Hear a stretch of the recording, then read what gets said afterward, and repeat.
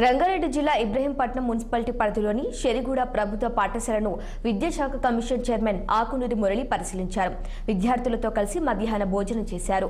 పాఠశాలలో మెనూ అమలుపై వర్కర్స్తో ఉపాధ్యాయులతో కలిసి మాట్లాడారు.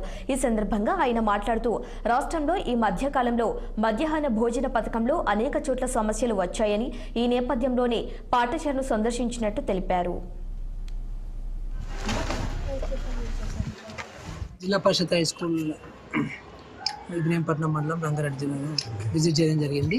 ముఖ్యంగా ఈరోజు మిడ్ డే మీల్స్ మధ్యాహ్న భోజన పథకానికి సంబంధించిన విషయాలు డీటెయిల్గా స్టడీ చేద్దామని నేను రావడం జరిగింది. ఎందుకంటే రాష్ట్రం మొత్తంలో కూడా చాలా సమస్యలు కనబడుతున్నవి.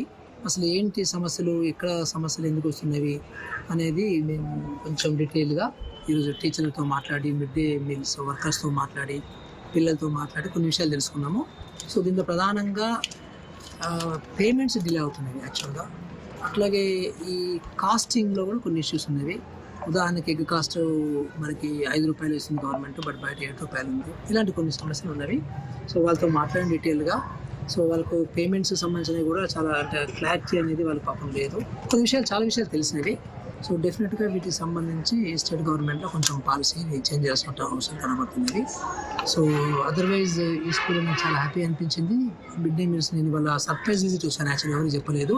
నేను డిఓ గారికి కూడా బయటకు వచ్చాక, ఆఫీస్ నుంచి బయటకు వచ్చాక నేను చెప్పాను మీకు వెళ్దామని. కేంద్ర మంత్రి